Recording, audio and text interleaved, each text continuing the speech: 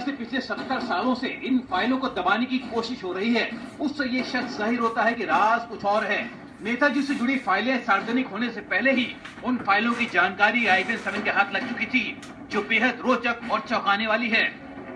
नेताजी की मौत से जुड़ी खुफिया विभाग की 29 अप्रैल 1949 की फाइल नंबर 167Y22 के सीरियल नंबर 3 पर जो कुछ लिखा है वो हैरान करता है। सरकारी राय से अलग इस फाइल में पहली बार नेताजी की मौत पर संदेह व्यक्त किया गया था। इसी सीक्रेट रिपोर्ट में आगे लिखा गया है, एंग्लो अमेरिकी सूत्र ये लगभग तय कर चुके हैं कि भारतीय नेता फिलहाल रूस में हैं। भारत में जब मार्क्सवादियों का वक्त आएगा तब के लिए वो दूसरे टीटो, दिमित्रो या माओ बनने के लिए ट्रेनिंग ले रहे हैं।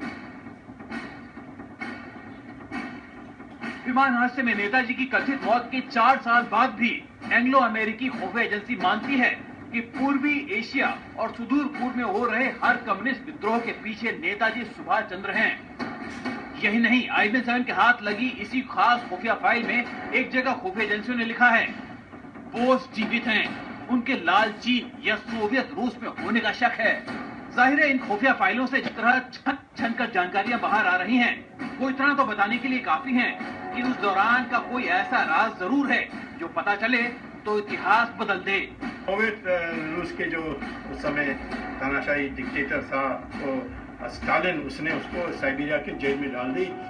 गौरतलब है कि पिछले दिनों बीजेपी नेता सुब्रमण्यम स्वामी ने अपने एक इंटरव्यू में पहले प्रधानमंत्री के स्टेनोग्राफर रहे श्यामलाल जैन से बातचीत के आधार पर दावा किया था कि दिसंबर 1945 में स्टालिन ने नेताजी सुभाष चंद्र बोस को बंदी बना लिया था, जिसकी जानकारी भारत सरकार को मिल चुकी थी। फिर भी नेताजी को बचाने की कोई कोशिश नहीं की गई।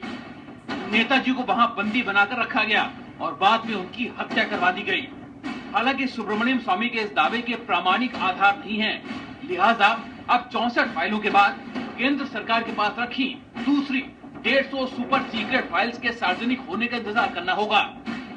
अगर सरकार इन फाइलों को सार्वजनिक करेगी, जो अब तक की सरकारों ने नहीं किया, तब शायद इतिहासकारों को स्वतंत्रता की लड़ाई से जुड़े इतिहास को दोबारा लिखने के लिए मजबूर कर दे। कोलकाता से स्वागत के साथ ब्यूरो रिपोर्ट IBN-7।